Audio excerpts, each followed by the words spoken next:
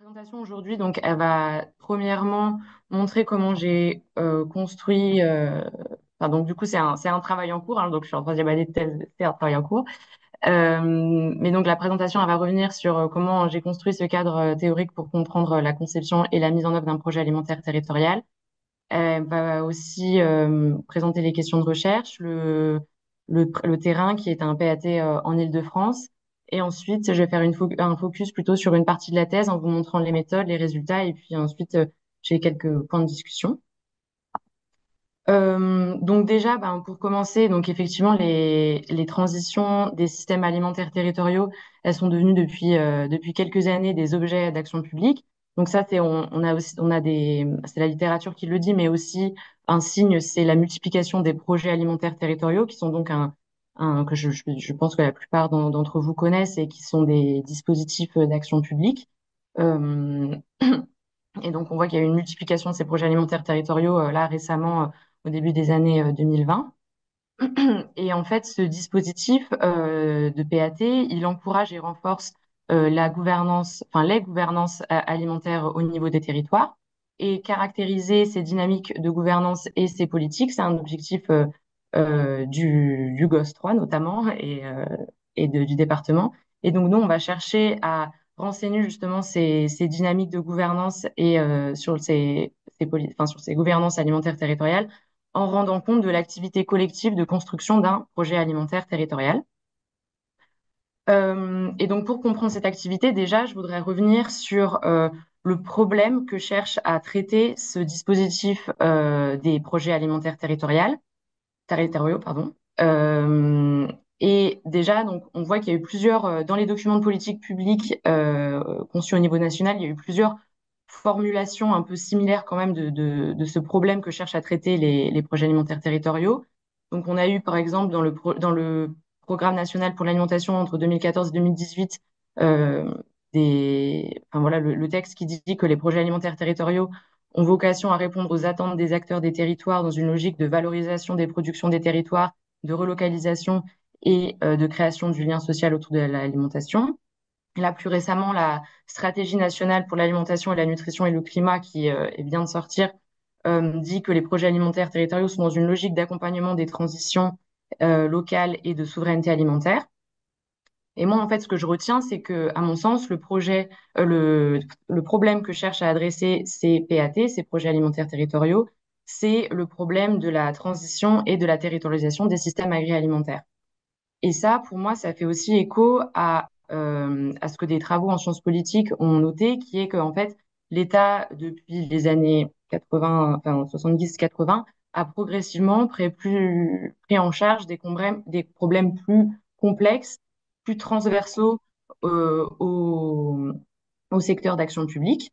Et pour moi, ce problème, c'est la prise en charge par l'État via ce dispositif d'action publique du problème de transition et de territorialisation des systèmes agroalimentaires, ça illustre cette prise en charge de problèmes plus complexes, enfin de problèmes complexes. Et en fait, ces problèmes complexes, moi, et notamment celui de transition et de territorialisation des systèmes agroalimentaires, je considère qu'on peut le regarder comme un problème de conception dans la mesure où il respecte donc ces critères énoncés par l'article de Visser, qui est que les problèmes de conception sont mal définis. Il y a un état initial et il y a un but à atteindre, mais on ne sait pas très bien comment on va s'y prendre et il faut qu'on définisse bien le but. C'est des problèmes larges et complexes. C'est des problèmes où il n'y a pas de solution unique et correcte. Il y a plusieurs solutions acceptables. Et aussi où des problèmes et les solutions sont construits simultanément et où on doit mobiliser des connaissances qu'on a acquises vis-à-vis d'autres problèmes pour résoudre ce problème-là. Et donc pour résoudre ces problèmes de conception, Visser dit aussi qu'il y a trois grands types d'activités qui forment un processus de conception, qui sont premièrement une activité de formuler le problème, de se construire mentalement une représentation du problème qu'on cherche à traiter et de ce problème de conception qu'on cherche à traiter. Deuxièmement, c'est plutôt la partie développement, génération de solutions. Et troisièmement, c'est l'évaluation de là ou des solutions. Et donc ça forme un processus de conception. Et donc, à mon sens, puisque la transition et la territorialisation des systèmes agroalimentaires, je considère qu'on peut les voir comme un problème de conception, leur résolution de ce problème peut être lue comme un processus de conception. Dans le cas du déploiement d'un PAT, donc qui cherche à traiter ce problème de transition et de territorialisation des systèmes agroalimentaires, le processus de conception, il est collectif, notamment parce que donc le dispositif PAT l'État demande à ce que l'ensemble des acteurs d'un territoire soient réunis et forment des partenariats pour concevoir et mettre en œuvre ce PAT au niveau local. Donc, en fait, ce sont différents acteurs, une diversité d'acteurs locaux qui sont au cœur de ce processus de conception collective qui vise à résoudre ce problème de transition et de territorialisation des systèmes agroalimentaires locaux. Sauf que ce processus de conception, il demeure cadré. On ne peut pas partir dans tous les sens. Et moi, j'identifie deux sources de cadrage principales à ce processus de conception collective. C'est un cadrage premièrement par le haut via l'État et le dispositif PAT, d'ailleurs qu'on voit poindre dans le fait que par exemple c'est l'État qui a décidé que c'était l'ensemble des acteurs qui devaient prendre en charge ce problème. Donc voilà, un premier cadrage du processus de conception collective par le haut via l'État et le dispositif PAT.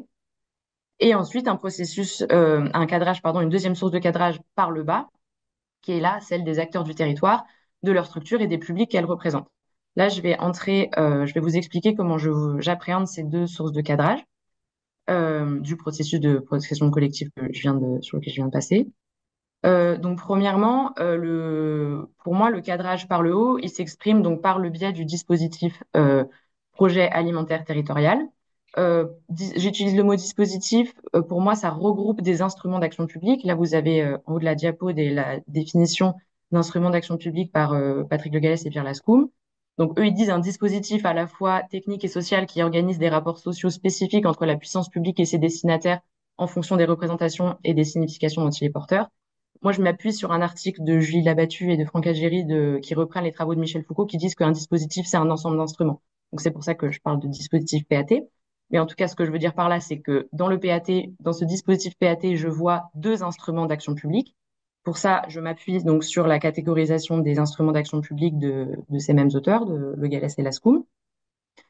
Et, euh, et les instruments que je repère dans le dispositif PAT, c'est premièrement l'appel à projet, qui est un instrument que le Gallès et Lascoum appellent conventionnel, c'est-à-dire que l'État vient négocier avec des acteurs le fait que ces acteurs participent à ces politiques, mais l'État n'impose pas non plus le fait de participer. Par contre, il est tout de même, enfin, voilà. Non, stop.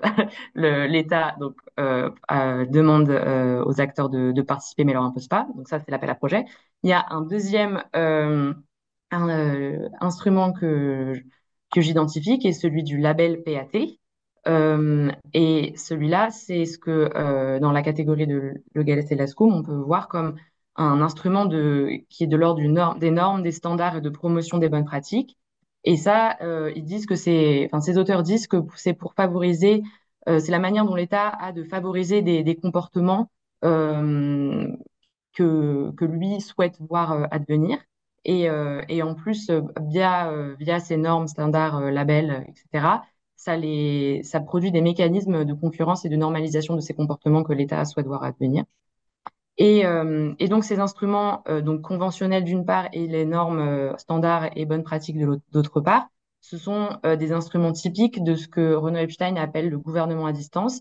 Donc c'est-à-dire que c'est un auteur qui souligne le fait que malgré la décentralisation, la déconcentration, l'Europe, etc., l'État est toujours bien présent, sauf il est présent d'une autre manière, c'est-à-dire qu'il vient orienter la conception et la mise en œuvre de l'action publique par le biais d'instruments.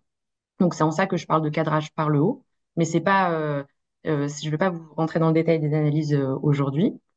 Par contre, je vais quand même vous expliquer ce que j'entends par cadrage par le bas. Et là, pour moi, en fait, c'est le fait que puisque les PAT sont des démarches volontaires, les acteurs qui saisissent ce dispositif et qui veulent le voir déployer, ils sont susceptibles en fait de vouloir que le déploiement d'un PAT prenne en compte leurs visées, leurs besoins, etc. Et donc, si ces acteurs ils participent aussi au processus de conception du PAT, bah, ils sont susceptibles de l'orienter dans le sens justement de prendre en compte, de prise en compte de leurs visées, leurs problématiques, etc. Donc pour moi, ça peut former un cadrage par le bas du processus de conception du PAT. Et pour ça, je vais utiliser dans une partie de ma thèse la sociologie des problèmes publics. Mais ça, c'est pareil, c'est pour vous expliquer un peu comment je vois les choses, mais je vais pas entrer en détail là-dessus aujourd'hui. Donc, tout ça pour dire que les acteurs, pour moi, à mon sens, les acteurs du territoire en charge de déployer le PAT, ils doivent donc participer à un processus de conception collective tout en tenant compte et en articulant des sources de cadrage de ce processus. Et en fait, en puisant dans la littérature en sociologie politique, je qualifie ces activités-là dont je viens de parler, je les vois comme des activités d'intermédiation parce que en sociologie, enfin en sciences politiques, la définition d'intermédiation politique qui est donnée par Lorenzo Barostella et Sébastien Michon, pardon, c'est celle d'une activité de mise en relation entre le champ politique et les mondes sociaux qu'il vise à gouverner. Donc là, on voit bien le côté articulation de la source de cadrage par le haut, mais aussi par le bas. Et et il y a une autre définition, enfin une autre définition que je trouve complémentaire, toujours en sociologie politique de l'intermédiation. C'est celle qui souligne que l'intermédiation, les activités d'intermédiation, c'est pas qu'une mise en lien neutre, qu'il y a aussi une dimension politique puisqu'elle participe au cadrage du problème, aux définitions des buts et des moyens, à la recherche de solutions dans un réseau de relations. Et donc, à mon sens, ça c'est la définition de Steyert et Hall. Et donc, à mon sens, ça fait plutôt écho à ce que je perçois comme ce processus de conception collective. Et donc, la thèse, elle va viser à renseigner plus finement donc, ces activités d'intermédiation en étudiant les activités de conception et de mise en œuvre d'un PAT, et donc qui sont les activités de personnes qui déploient ce PAT en Île-de-France. Donc, ça, c'est pour les questions du coup de recherche sur lesquelles je me focalise dans ma thèse. Donc la première, c'est plutôt justement sur en quoi ces sources de cadrage par le haut et par le bas, elles viennent orienter le processus de conception du PAT. Ensuite, on a une autre partie sur comment en fait est-ce que ces personnes qui déploient, enfin, en charge de déployer le PAT, est-ce qu'elles mènent ce processus de conception collective et comment est-ce qu'elles participent? Est-ce que tous les acteurs participent à ce processus de la même manière? Et ensuite, ben, comment est-ce que ces acteurs-là, ces personnes qui participent au processus de conception collective, comment est-ce qu'elles articulent et elles tiennent en compte justement ces sources de cadrage dans ce processus de conception. Et donc aujourd'hui, on va se focaliser plutôt sur ces questions-là qu'il y a en haut, donc à savoir plutôt sur dans comment ces personnes ben, mènent ce processus de conception et en quoi elles articulent ces sources de cadrage. Premièrement, je vais quand même vous faire un petit point sur le PAT que je regarde, puisque ma thèse, le terrain, c'est un PAT en particulier. Alors, pour le bien de l'anonymisation, j'ai caché un peu, enfin, en tout cas, essayé voilà, de pas être super explicite, mais il s'agit donc d'un PAT en Île-de-France. Ce qu'on peut noter, c'est que c'est un PAT qui a quand même une histoire, puisque les acteurs, aujourd'hui en 2025, les acteurs du PAT, ils sont à ce qu'ils appellent la phase 3 du PAT, donc plutôt à droite de l'écran. Mais en fait, il y a une phase 1 qui est de 2017 à 2019, où des acteurs du territoire s'étaient mobilisés pour répondre à un appel à projet du Programme national de l'alimentation. Et ils n'avaient pas été labellisés PAT, mais enfin voilà, ils avaient quand même, ils se s'auto-nommaient quand même PAT. Et leurs axes principaux de travail, c'était plutôt autour de l'offre alimentaire locale, enfin de la mise en relation entre les produits locaux et la restauration collective locale. Ce PAT, cette première phase, elle réunissait 7 partenaires, donc 3 EPCI, 2 associations agri-urbaines, la Chambre d'Île-de-France et une SCIC plutôt d'installation en agriculture. Et le budget, c'était à hauteur de 40 000 euros, enfin les financements auxquels ils avaient eu accès. Ensuite, il y a une phase 2, donc là, qui s'est déroulée de 2021 à 2024. qui a été plus conséquente, surtout en termes de budget, du fait, parce qu'ils ont pu profiter, enfin, ils ont eu accès au financement du plan France Relance et du PNA, et ils ont été aussi labellisés PAT niveau 1. Et là, les acteurs enfin, étaient plus nombreux. La gouvernance, elle prenait en compte 13 partenaires, donc les trois EPCI, trois associations agri-urbaines. Donc, il y en a une en plus qui a rejoint la gouvernance, toujours la Chambre, le GAB, des associations type réseau AMAP Île-de-France, etc. Un établissement public territorial du territoire et des services déconcentrés au niveau départemental, de l'État au niveau départemental et régional. Donc, une gouvernance plus fournie et aussi, en fait, une manière de se structurer un peu, enfin, une manière de penser le problème un peu différemment, puisque le plan d'action se structurait autour de 6 axes principaux et 9 groupes de travail. On y reviendra. Et voilà. Et donc là, la phase 3 qui est en cours de construction, enfin, qui a commencé juste cette année, avec une labellisation niveau 2. Donc, euh, alors, oui, voilà. Donc là, c'est pour vous montrer un peu quand même un peu la complexité rien qu'au niveau spatial, enfin au niveau périmètre du PAT, puisqu'on a bien donc ça recouvre le territoire, le périmètre d'action de 3 EPCI, 3 associations agricoles. Donc ça, c'était pour le terrain. Et ce qu'on voit, surtout au niveau de la phase 2, celle que j'ai le plus regardée du fait de mon début de thèse en 2022, enfin fin 2022, c'est que donc on a bien identifié avant que, à mon sens, le problème de conception qui est visé par les PAT, c'est la transition et la territorialisation des systèmes agroalimentaires. Or, ce qu'on voit dans le PAT, le PAT observé, c'est qu'ils ont une visée commune affichée qui est celle de agir ensemble afin de renforcer la résilience alimentaire territoriale, ce qu'on peut considérer en fait comme une reformulation du problème de conception induit par le dispositif PAT. Mais en fait, ce qu'on voit, c'est que ça oriente très peu les réflexions et les actions du PAT.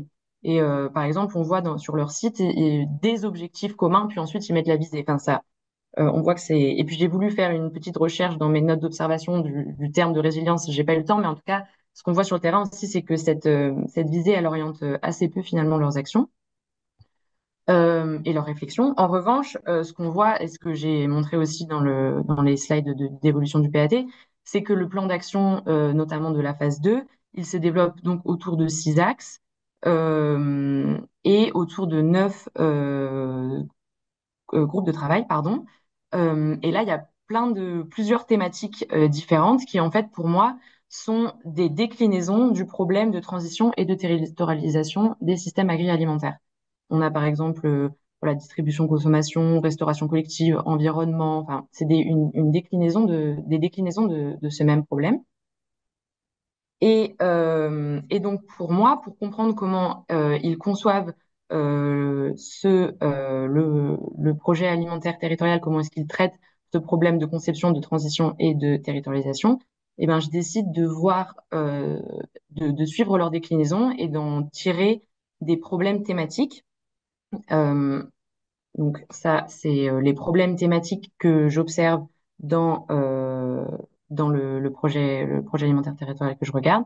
Je les ai enfin, je les ai identifiés sur la base des notes d'observation et j'ai enfin donc vu aussi des documents type plan d'action, type groupe de travail, mais aussi en reprenant les notes d'observation, j'ai identifié les thématiques qui posent problème aux acteurs et dont les personnes souhaitent utiliser les ressources du PAT pour les traiter. Donc, c'est comme ça que je vais essayer d'attraper la manière dont ils conçoivent ce projet alimentaire territorial. Aujourd'hui, je vais prendre l'exemple de comment je traite un problème thématique, qui est celui de la précarité alimentaire. Euh, mais déjà, pour montrer comment je traite donc ce problème thématique, je reprends mes 2 questions en bleu là en haut de l'écran, c'est les questions de recherche. Je les ai sous-divisées en 3 sous-questions. Celle qui concerne le traitement du processus enfin du problème de conception et du coup qui concerne la manière dont les personnes mène ce processus de conception collective. Je l'ai divisé en deux sous-questions qui est donc comment les personnes traitent le problème thématique qu'on va regarder et qui participe comment à ce traitement de ce problème thématique. Ensuite, pour la question qui était autour plutôt de comment est-ce que les personnes elles articulent et elles tiennent en compte ces sources de cadrage, je vais regarder en fait comment est-ce que les sources de cadrage elles orientent le traitement du problème thématique. Donc aujourd'hui, qu'on va regarder ensemble, c'est celui de la précarité alimentaire. Donc ça, c'est la manière dont j'ai divisé mes questions. Et donc, pour répondre à ces questions, donc j'effectue différents traitements, plusieurs traitements analytiques.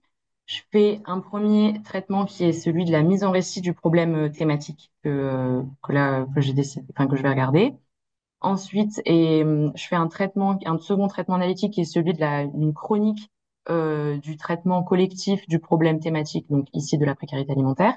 Et là, ces deux traitements, ils vont me servir à me répondre à la question donc 2 et 3.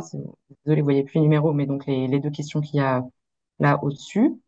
Et pour faire ces traitements-là, je vais m'appuyer sur plusieurs sources de matériaux, à savoir les documents du PAT, les entretiens semi-directifs avec les personnes qui participent à la gouvernance du PAT que j'ai effectué et les notes d'observation des différents espaces du PAT que j'ai observés, à savoir les instances donc le comité de pilotage, le comité technique, puis aussi j'ai observé deux GT, le diagnostic et évaluation de la restauration collective et aussi le rendez-vous annuel qui est un rendez-vous organisé par les acteurs du PAT, ouvert aussi aux autres membres hors PAT concernés par l'alimentation et l'agriculture sur le territoire. Donc, en croisant ces notes d'observation, ces entretiens et ces documents, je fais ma mise en récit du problème thématique et sur la base de ma mise en récit, je fais la chronique. Et ensuite, pour regarder qui participe comment, je fais un autre traitement qui est celui d'un schéma de la participation au processus de conception. Donc, ça, on verra tout à l'heure et sur laquelle je me base sur les notes d'observation. Pour comment je fais ce traitement de chronique du problème thématique. Donc, comme je le disais, je croise différentes sources de matériaux, là vous les avez répétées en haut de la diapo. Ensuite, donc, je fais la mise en récit du problème thématique. Là, je vous la fais pas voir, mais c'est un petit pavé, quoi, enfin, une page de texte, pardon, qui reprend le problème thématique. Et ensuite, donc, je construis une chronique qu'on va voir dans quelques slides. Et, euh, et, et donc, je fais une chronique avec donc la chronologie et les lieux, donc les différents lieux, à savoir donc les échelles territoriales administratives et les espaces observés du PAT que je viens préciser. Et là, en fait, dans cette chronique, j'essaye de repérer où sont les trois grands types d'activités de conception qu'on a vus au début, donc la formulation du problème, la génération de solutions et l'évaluation de la ou des solutions. Et ensuite, de là, une fois que j'identifie ces trois phases, ces trois grands types d'activités, j'essaie de comprendre en quoi est-ce que les sources de cadrage ont orienté ces types d'activités de conception. Donc ça, c'est mon premier traitement. Et le deuxième, par rapport à qui participe comment au processus. Donc là, je me base uniquement sur les notes d'observation, ce qu'on vient de voir ensemble. Et ça, c'est dû aussi au prisme que je décide de prendre, parce qu'en fait, pour analyser qui participe comment au processus, je m'inspire d'un cadre d'analyse de l'ergonomie de la conception qui, alors j'ai oublié de mettre la définition. Mince. Bon, en tout cas, c'est que vous voyez donc juste là donc c'est un cadre créé par Bartolini et Hall et qui définit en ergonomie de la conception et qui définit les rôles comme des comportements effectifs et émergents dans l'interaction. Donc pour comprendre qui participe comment, j'essaie de regarder quel rôle endossent les différentes personnes qui participent au processus de conception. Et donc pour ça, je peux regarder, enfin en suivant ces définitions, je peux regarder que ce qui se passe dans l'interaction. Donc c'est pour ça que je me base que sur mes notes d'observation. Et donc Barthélémy et Hall, ce qui est bien pratique, c'est que dans leurs travaux, ils ont déjà construit différents types de rôles de participation à des processus de conception collective. Donc à savoir un premier ah mince, pardon, oups, spoiler. Un premier rôle cognitif qui est orienté vers la génération et l'évaluation d'idées dans le processus de conception collective. Un deuxième rôle épistémique qui est plutôt orienté autour du partage de connaissances. Un rôle de coordination qui est orienté vers la définition et la reformulation des objectifs du groupe et de faire des synthèses. Un rôle socio-relationnel qui est orienté vers l'attention aux relations interpersonnelles et la participation aux échanges. Et là où on a enrichi cette grille de rôle, c'est en s'inspirant des travaux en sciences politiques de Gilles Pinson, qui dit que dans les projets d'action publique, enfin, qui a travaillé sur les projets d'action publique, et qui dit que dans les projets d'action publique, un des enjeux principaux pour les acteurs, c'est la mobilisation et la gestion du stock de ressources. Et effectivement, nous, sur le terrain, ce qu'on pouvait voir, c'est que les acteurs, ils partageaient, dans les réunions, ils partageaient ils pouvaient partager des connaissances qui étaient liées à leur expérience, mais ils partageaient aussi beaucoup de connaissances qui étaient plutôt de type d'informations, de ce qu'ils avaient pu, de ressources qu'ils avaient pu, euh, enfin, avoir porté à connaissance ou d'avoir pu capter. Et donc, ils venaient repartager avec le groupe du projet PAT. Et donc, c'est pour ça qu'on a enrichi cette grille de rôle avec le rôle épistémique ressources. Donc ça, c'est la manière dont je fais ce deuxième traitement qui concerne la participation au processus de conception.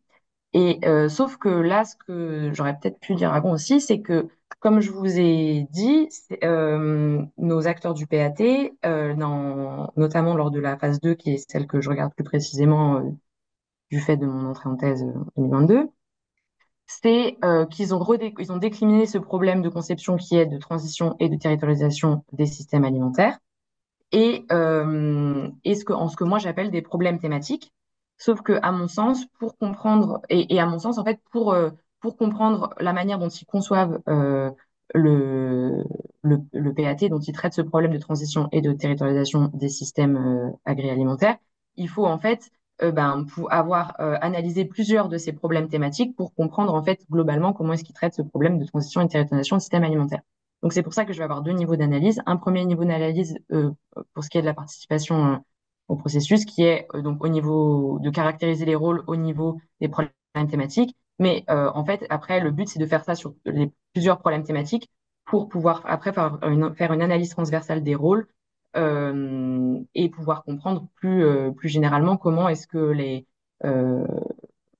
que les personnes en fait endossent ces rôles euh, par rapport au problème de conception qui est celui de la transition et de la territorialisation des systèmes agroalimentaires.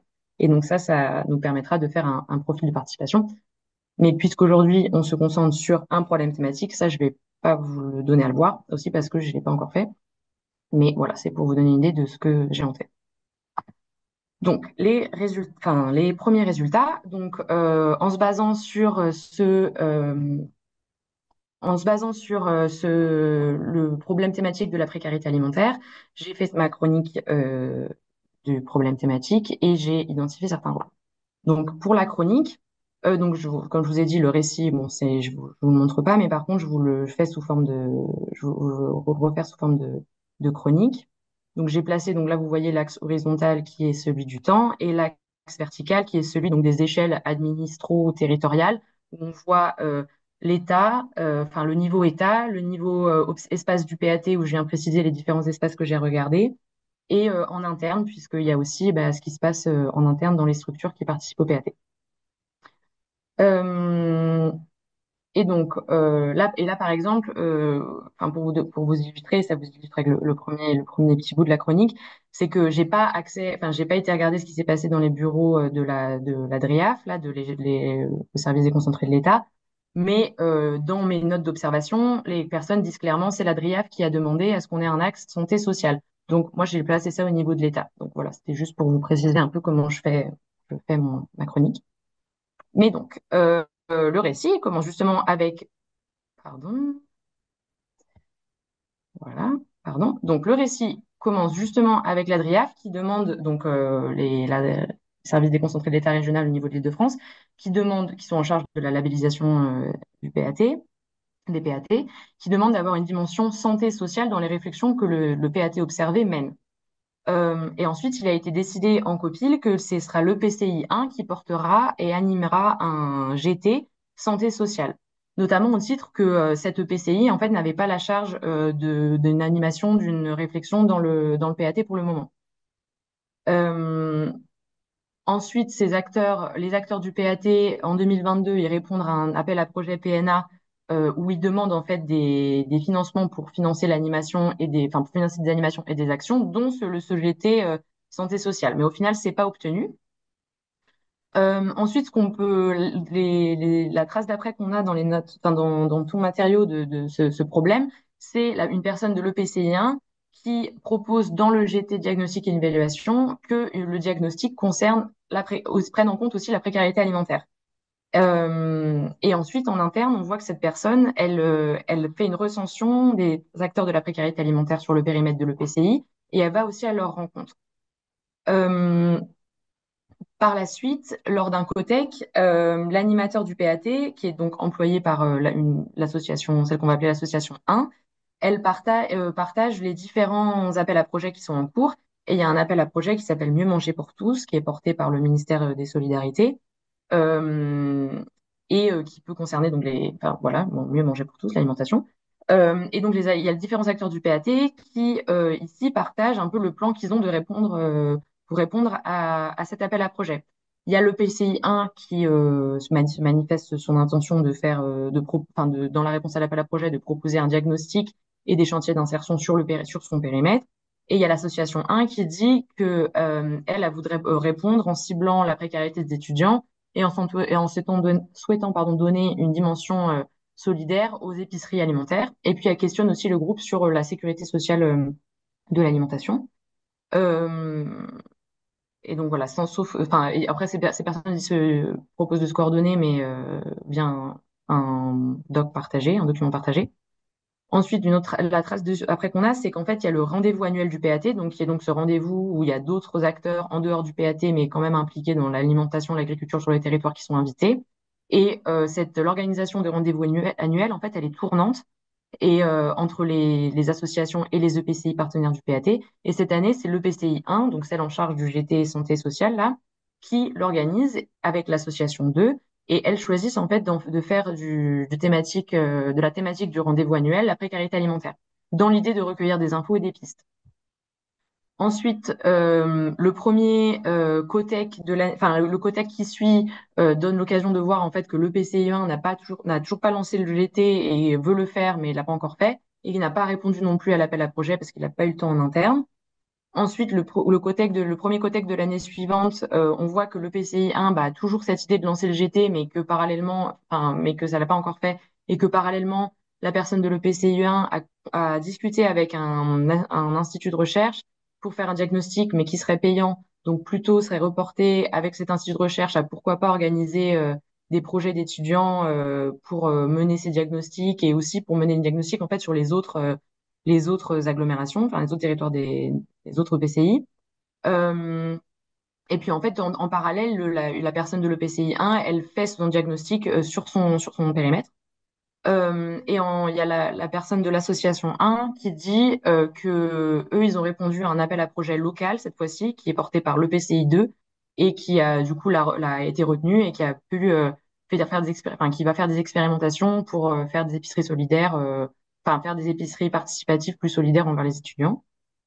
Et enfin, là, le dernier COPIL de 2024, il y a le PCI1 qui réitère dans sa volonté de porter un groupe de travail sur le PAT, mais qui dit qu'il ne portera pas d'action qui dépasse son périmètre si elle n'est pas cofinancée. Donc, elle va bien animer une réflexion, mais pas porter d'action. Et de là, en fait, pour comprendre comment est-ce qu'ils traitent collectivement le problème, donc j'essaie de comprendre où sont les où sont les trois grands types d'activités de formulation du PB, du problème, génération de solutions et évaluation de la solution. Et ensuite, donc je vais regarder comment ça s'est orienté par les sources du cadrage. Donc, ce que je vois, à mon sens, c'est que les premiers éléments, ils montrent que les activités de formulation du problème, en fait, il y a une première reformulation de santé sociale à précarité alimentaire, mais qui s'est fait en dehors de mes périodes d'observation, donc j'ai du mal à savoir qui et comment ça s'est fait. Mais en tout cas, après, ce qu'on peut voir, c'est qu'au niveau de la formulation du problème, il y a un effort de compréhension de c'est quoi la précarité alimentaire, c'est qui, mais dans le territoire mené par la personne de l'EPCI 1 et du coup dans le périmètre de l'EPCI 1. Et donc il y a la volonté de faire un diagnostic, mais surtout d'aller voir des acteurs qui se préoccupent de cette thématique. Donc ça, c'est première activité, enfin une première trace de formulation du problème. Ensuite, à mes yeux, il y a dans les activités de génération de solutions, on voit que c'est plutôt dans l'espace COTEC où il y a là, justement, c'est des buts de solutions qui sont partagés. Donc, produire un diagnostic, faire des chantiers d'insertion, euh, faire, donner une dimension plus solidaire aux épiceries. Euh, ensuite, oh, pardon. Donc ça, c'est un premier mouvement. Non, désolé, j'ai été trop vite dans mes slides. Euh, Et voilà, donc ça c'est ce qu'on peut voir. Donc il y a une première partie plutôt formulation du problème qui est là en jaune et là génération de solutions qui est plutôt en vert. Et ce qu'on peut, enfin ce que ça, moi ce que ça me fait voir, c'est que pour la formulation du problème, en fait, les espaces de formulation du problème, c'est pas vraiment les instances du PAT, c'est plutôt, enfin les instances entendues copil, cotex, c'est plutôt donc et les GT, mais surtout en fait en interne et mené par la structure en charge du GT précarité alimentaire. Donc c'est une activité qui me semble pas distribuée. Et en fait, on ne voit pas trop de traces de reformulation du problème de précarité alimentaire. Enfin, il y a cette première reformulation de sens social à précarité alimentaire, mais ensuite, je vois pas de traces de reformulation de ce problème-là. Et on voit que ça s'étend aussi dans le temps. Donc, il y a cette activité qui est toujours en cours. Pour la génération de l'activité génération de solutions, on voit que bah, Glocotex c'est un espace privilégié pour les partager ces générations de solutions et qu'il y a quand même une forte concomitance avec les opportunités de financement. Euh, ensuite, pour ce qui est de comprendre comment ce traitement collectif il est orienté par les sources de cadrage, ben, ce qu'on peut dire, c'est que déjà, premièrement, c'est la DRIAF, donc il y a, en souhaitant cadrer le processus de conception du PAT, demande d'intégrer une dimension donc santé sociale, ce qui a provoqué la prise en charge de ce problème thématique. Mais en fait, apparemment, ça n'avait pas été jugé digne d'intérêt par les acteurs du PAT en amont. Euh, et donc, partant de là, mon interprétation, c'est que sur le type d'activité associée à la formulation du problème, c'est plutôt le cadrage par le bas qui va orienter ce grand type d'activité. Bah déjà parce que vu qu'il existe probablement pas, ou en tout cas qui a pas été, qui n'était pas visible pour les personnes du PAT, bah l'idée c'est d'aller chercher. Enfin, c'est cette personne-là, ce qu'elle fait, c'est elle va essayer de mobiliser ce cadrage par le bas, d'aller le solliciter. Euh, et donc, elle va avoir donc les acteurs, elle en fait la thématique du rendez-vous annuel où il y a d'autres acteurs. Euh, et par contre, pour ce qui est du type d'activité qui est plus sur la génération de solutions, il me semble que ce qui oriente, c'est plutôt premièrement le cadrage par le haut, parce qu'on note donc cette concomitance avec des opportunités de financement, mais aussi que les solutions proposées, là celles qui sont en jaune fluo, ce sont aussi des solutions qui sont enfin, c'est des exemples de comment peut être traité ce problème dans l'appel à projet. Donc voilà, on peut penser que l'appel à projet a été aussi une inspiration. Et deuxièmement, on voit que les solutions qui sont proposées, euh, en fait, c'est le renforcement des initiatives déjà mises en place. Donc ça, c'est ce que j'ai mis en vert fluo. Donc on peut considérer ça comme, pourquoi pas, enfin, un peu comme un cadrage par le bas, mais en fait, ça va pas donner lieu à une reformulation du problème par les acteurs du territoire. C'est plutôt un soutien à à ce qui existe déjà. Donc ça, c'est la manière dont je vois comment ce traitement collectif du problème thématique de la précarité alimentaire et comment c'est orienté par les sources de cadrage. Ensuite, pour savoir comment les gens participent à ce problème thématique, donc j'essaie avec la grille que je vous ai présentée, j'essaie de caractériser les rôles des différentes personnes qui prennent part à ce traitement du problème thématique. Euh, et donc, déjà, ce qu'on peut voir, c'est qu'au final, il y a peu d'acteurs impliqués dans la mesure où on voit qu'il y a 3 structures et 6 acteurs au total qui essaient de traiter ce problème dans les espaces observés du PAT. Et ce sont toujours les mêmes structures et toujours les mêmes personnes. Donc, ça fait peu quand même par rapport aux 13 structures présentes dans les instances de gouvernance et aussi dans les GT où il y a en général 10 à 15 personnes. Donc, on voit que ces personnes, elles endossent des rôles plus sur la génération d'idées et sur la coordination. Euh, et ce qu'on voit, c'est que donc il y a, enfin, là, voilà, ce qu'on peut dire à la base, enfin, juste sur ce petit problème thématique, c'est que il y a une personne de l'association 1 qui est plutôt impliquée donc dans la génération d'idées et la coordination. Enfin, en fait, ce qu'on peut dire, c'est que plutôt qu'il y a cette EPCI 1 et les personnes de l'EPCI 1 qui sont plutôt sur l'axe de générer des idées. Et que ce qu'on peut voir aussi, c'est qu'il y a enfin, l'association 1 qui est plutôt, elle, sur et générer des idées et coordonner. Euh, et donc voilà, c'est un peu la seule chose que je peux dire pour le moment, puisque, comme je vous ai dit, ce traitement, il donnera son intérêt serait plutôt d'une analyse transversale des différents problèmes thématiques. Donc voilà, donc pour synthétiser, ben, et reprendre les questions, donc comment les acteurs du PAT traitent collectivement ce problème thématique et en quoi ce traitement il est orienté par ce cadrage, bah, premièrement, on voit que au niveau formulation du problème, il n'y a pas beaucoup de traces d'activité collective à l'échelle du PAT. Et que le but c'est enfin, et qu'il y a eu par contre cette volonté de mobiliser le cadrage par le bas pour orienter la formulation du problème, en partie en utilisant les espaces du PAT comme le GT ou le rendez-vous annuel. Ce qu'on peut dire aussi au niveau pardon de la génération de solutions, c'est qu'on voit qu'il y a que le COTEC qui est un espace privilégié, mais qu'en fait il n'y a pas vraiment de construction collective puisqu'on a vu qu'en fait c'était des idées par structure et pas vraiment formulées collectivement. Et que ces solutions, elles sont plutôt orientées par ce cadrage par le haut, aussi bah, sans doute pour obtenir les ressources associées à ces appels à projets. Euh, mais peut-être en fait en attendant le cadrage par le bas, la formulation du problème par le bas, voilà, point d'interrogation. Et donc pour la synthèse sur qui participe comment, ben, je viens de vous en parler. Je pense que on voit certaines régularités, mais à l'échelle du problème thématique, ça nous dit pas grand-chose. Donc le but, ça serait vraiment de faire cette analyse transversale to be continued. Et pour discussion et conclusion, alors déjà, enfin, voilà, j'ai noté deux choses ici, qui est bah, déjà de montrer que c'est intéressant utiliser les cadres de la conception pour comprendre ce travail de conception et de mise en œuvre d'un PAT, enfin de cette action publique territoriale qui est le PAT, mais qu'on voit qu'ils ne font pas que concevoir, qu'il y a d'autres enjeux et que c'est pour ça que c'est intéressant de parler d'activités d'intermédiation.